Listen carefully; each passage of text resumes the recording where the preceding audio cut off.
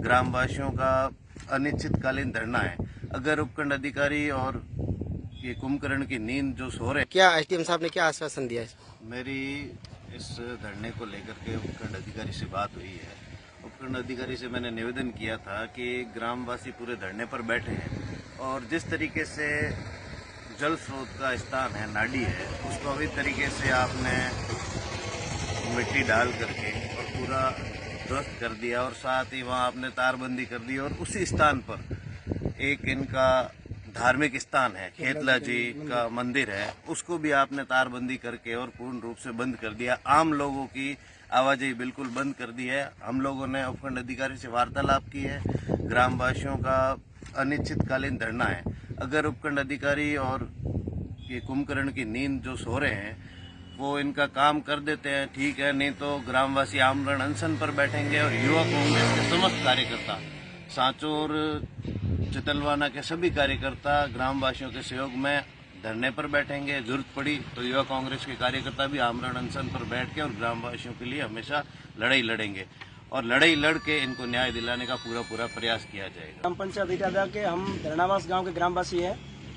हमारे गांव के अंदर एक गांव का मुख्य जल स्रोत था जिसमें आवारा पशु मवेशी पानी पीने के लिए उनके बहुत एक शानदार व्यवस्था थी। नाडी थी, तालाब था, डेकडली है, खसरा अलॉटमेंट है। उसको कुछ दिन पहले पंचायत द्वारा रेती कंकड़ डालकर उसको उसके अस्तित्व से हीन कर दिया, ध्वस्त कर दिया। पूरा गांव मिलकर 1000 से 1100 लोग मिलकर 1 महीने से हम संघर्ष कर रहे हैं, लेकिन अभी तक किसी भी प्रकार की कोई कानूनी कार्रवाई हमारे लिए नहीं हुई है। हमने एसडीएम साहब चितलवाना, तहसीलदार साहब चितलवाना, एडीएम साहब सांचौर, जिला कलेक्टर साहब जालोर, सबको ज्ञापन देकर सूचित कर दिया, जिसमें जांच के लिए एडीएम साहब सांचौर ने आदेश भी किया। लेकिन उस आदेश को यहाँ पर चितलवाना के अधिकारियों ने गुमराह करके, जिस प्रकार का एक फॉर्मेलिटीज करके इस आदेश को उन्होंने एकदम ध्वस्त निरस्त करवाने का जो काम किया है। और गांव के अंदर इतना आक्रोश है, सभी समाज के लोग भारी आक्रोश के अंदर है। आज हमने एसडीएम साहब चितलवाना के मुख्यालय पर आकर एक अनिश्चितकालीन धरने की जो घोषणा की है, सभी ग्रामवासी बैठे हैं। आज जितनी संख्या में है, कल उससे कई गुना ज्यादा लोग यहाँ आकर बैठेंगे।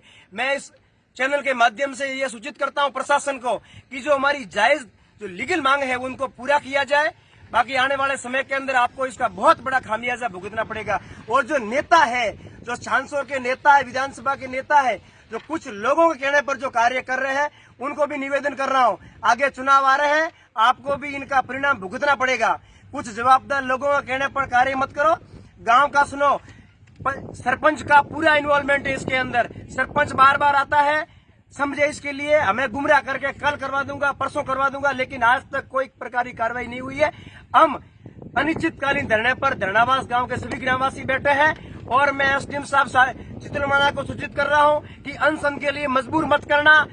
जो भी हमारी जायज मांगे हैं, हमारी नाडी है, उनको मुख्य धारा में लाया जाए और जो उनका पुनः सौंदर्यीकरण करवा के हमारी जो पुरानी जो व्यवस्था थी उनको कायम किया जाए। मेरे माध्यम से मैं सरपंच था, सब इस नाडी की खुदाई करी थी।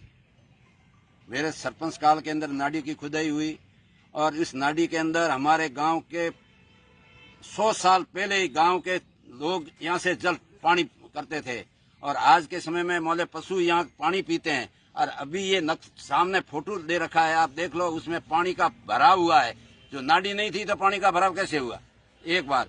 दूसरी बार मोले सरपंच ने रेत डाल करके और भर दी उस नाडी को और नाडी के अंदर मोले पौधे नहीं लगाए जाते, अंगूर के अंदर पौधे लगाए जाते हैं। इन्होंने नाडी के अंदर पौधे लगाए हैं, उनको वहां से हटाया जाए और नाडी का पूरे सौंदर्यीकरण किया जाए।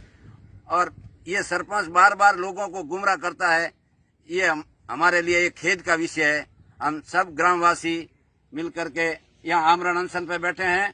जब तक हमें न्याय नहीं मिलेगा, पूर्ण अनशन के साथ में पूरी जोर शब्दों के उसका धरना देंगे और नहीं होगा जब तक बैठे रहे। हमारे गांव के 2 वार्ड पंच है, न तो ग्राम पंचायत के सरपंच ने प्रस्तावना ली है, न किसी प्रकार का कोई उनको पूछा है।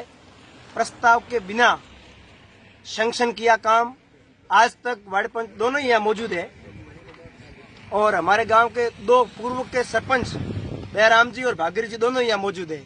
और एक तरफ सरकार चला रही है जल संरक्षण अभियान और दूसरी तरफ वही सरकार के नुमाइंदे मिलकर जो गांव के पुराने जल स्रोत है उनको नष्ट करने का काम कर रहे हैं। पर्यावरण संरक्षण जरूरी है, लेकिन उससे कई गुना ज्यादा जल संरक्षण भी जरूरी है। ऐसा निवेदन कर रहा हूं। सरकार अगर नींद में सो रही है तो जागे और सभी ग्रामवासियों की जो जायज मांग है वो पूरी करें।